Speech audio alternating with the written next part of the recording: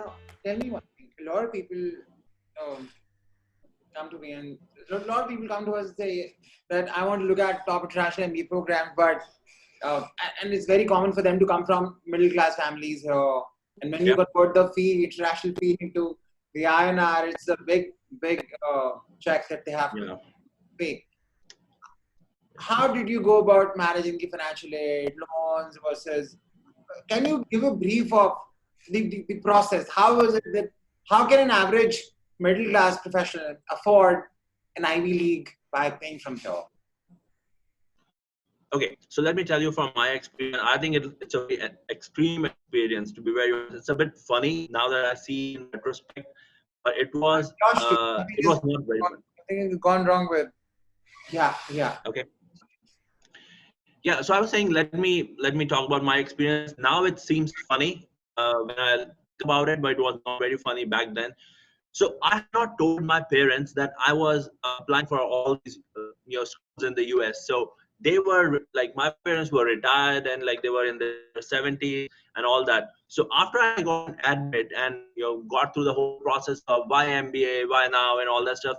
After my admit, I had to go back to my parents and go through the same round, like why MBA, why now, and all that stuff, which was interesting.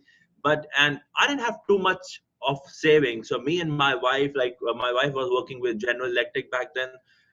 We didn't have too much savings. But one thing I was very clear about, that because I had toiled so much, I had taken such big risks in terms of like uh, like putting a plum position in design, and putting it to the side and working for this day and night.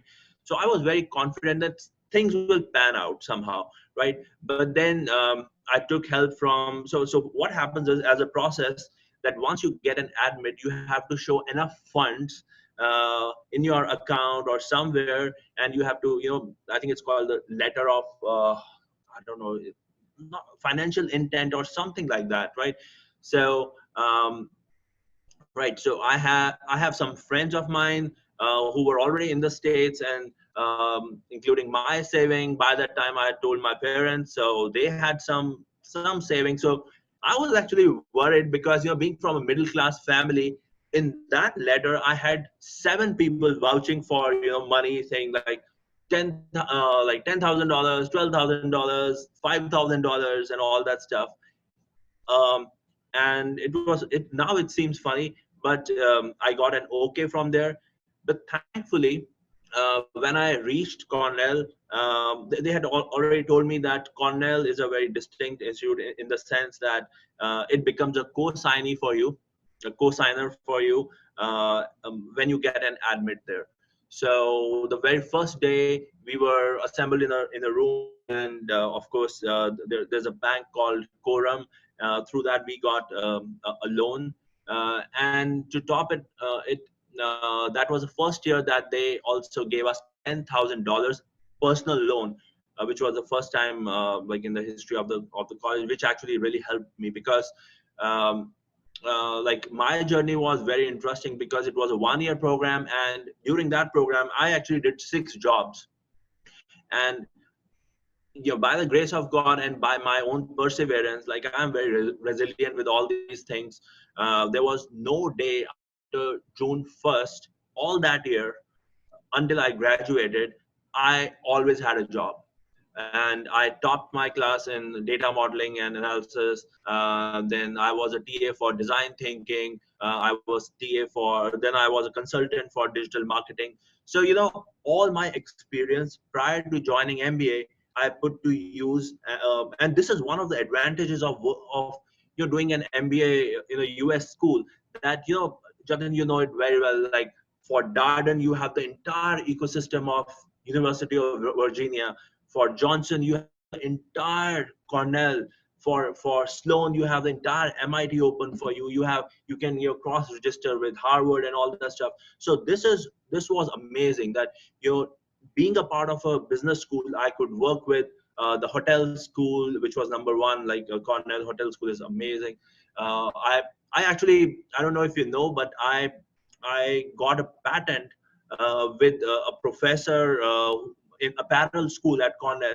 So I was always, my brain was always churning and trying to meet new people, get the connections going. Because so one thing was very clear to me, and that's what I was talking to you about when my experience with MTS. In the US, if you want to get a job, you have to build human networks. It's as simple as that. And I give a lot of credit to you, Jatin, personally, because this thinking was instilled in me thanks to you. Because I'm not sure if you remember when I was applying to TAC, and so you told me that reach out to alum, reach out to current students, and so I did. I reached out to so many people that you won't imagine that when I got interviewed for Cornell, the guy who was interviewing me, and it was through a random number generation or some algorithm. So I knew him, and like and I knew 7 of his classmates, and he was like stunned. He said that you seem to be knowing more people than me personally. I knew one of their professors. But I think these things really help, because at the end of the day, MBA is not your GMAT score. It's not 60 credits. It's a life-changing experience, especially a global MBA, because it's a man-making experience. You leave your parents, your comfort zone. You come to a different country. There's all sort of political stuff going on, but then if you align with the school, if the school is good, if the curriculum is good, and your professors are good, you are a good person, and you network, go out of your comfort zone, I think there's no way you won't succeed. I mean, it's a given. So I have to ask you one follow-up question. Okay. Yeah. I went to Darden 2 years, had a very rigorous experience. Like the rigor was, and a lot of people from Darden will agree with me. And you did a 1-year MBA, everything compressed in 1 year. And along with that, you said you always had a job. You did 6 jobs. Yeah. Educate me. So tell me more about how did you manage your day and what was going on? And this is especially also for people who look at 1-year MBAs, people with more work experience, and they're trying to understand how will they turn the entire rigor into 50% of the time, along with the job. Yeah, and on top of it, I was voted as the most popular MBA student of the year. So yeah, I had a lot of work to do, but it's awesome. Yeah. But so I'll tell you something. In the 1-year program, so there's Cornell, Johnson, then you have Emory School, which is, I think, Emory University, which is Goizueta. Yeah. You have Kellogg, and you have Stanford, right? And then you have MIT, LGO, I think it's called LGO program or something like that, right? Now, due to my work right now with the source systems, I manage a lot of different accelerators. I work with MIT a lot. I manage that account. I work with Harvard. So I'm in touch with these schools, but more on engineering sides. But because I'm always interested in universities, I get to know what's happening around and all that stuff. So what I know of these programs is that they have a very, very rigorous summer.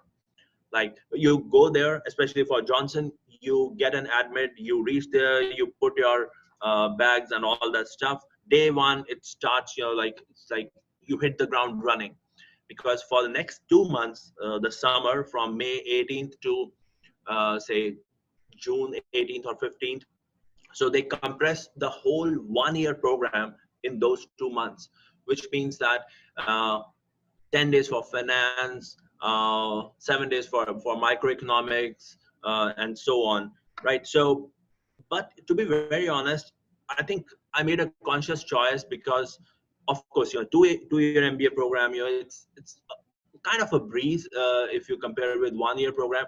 But then look at the cost, look at the kind of experience you come up with. You come before MBA, the kind of people you meet. So you have people who have on an average 7 to 8 years of experience. The conversations you have are different, and everybody has this sense of urgency, which I personally liked, because otherwise I'm a lazy guy. If like I would just watch Friends and Seinfeld all day long, on repeat, right? Or Impractical Jokers. But so what I feel is that if you put a constraint on a human mind, a well-defined constraint, and there is some risk around it, like not getting a job, and so much money being invested, so much time, energy, resources, then I think uh, the human mind works works out something, some formula. For me, the formula was that I knew that Cornell was not Cornell Johnson. It was not the Johnson School or Sage Hall that we call it, the name of the building. So very first day, I realized that I won't be the best student here, but I'll be one of the best alums. So that's why the very first week, I went to all the different schools, all different buildings, met people, met professors, understood what each building was. And then because all through the year, I won a hospitality challenge. There was an innovation challenge that I won nationally, like was launch your idea or something like that. Uh, but I was always thinking that this is one year that has been given to me somehow, and this is a bonus period because 2 months ago I was in Udyog Vihar, and I used to go to my office on foot from DLFAs to um, you're taking that footbridge and all that stuff, escaping all the scooters and motorcycles and all that stuff. I love that also. But then I thought, it's an experience. It's a privilege to be in such a big college, university. And I love this multicultural experience, talking to people, and engaging them in a small talk, like which is like the bread and butter, or of an American conversation. So if you talk about the day, not all days were rigorous, but I'll tell you a few things which are very important. I feel what I realized was very early that ask for help. That is the most important thing.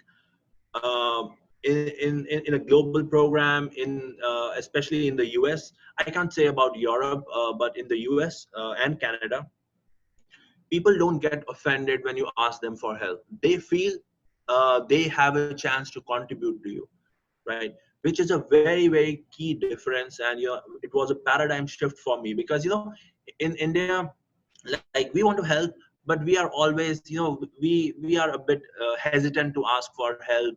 you know what will the other guy say? Does he have a time for me? Do I deserve to be helped? And all those things, I would say middle class things, right? You be on your own and all that stuff. But it's what I see is now I manage these teams across the globe and all that stuff. It's all about whatever you cannot do, don't waste time in mastering or making up for your weaknesses. Play on your strengths and ask for help. And I didn't do too much of Facebook back then. I was always on LinkedIn. I have more than 5,000 connections, and most of them I made during that 1 year. And um, I was very clear. I had worked in 4 different companies before that. I had the whole Cornell base with me, like base of alums. I reached out.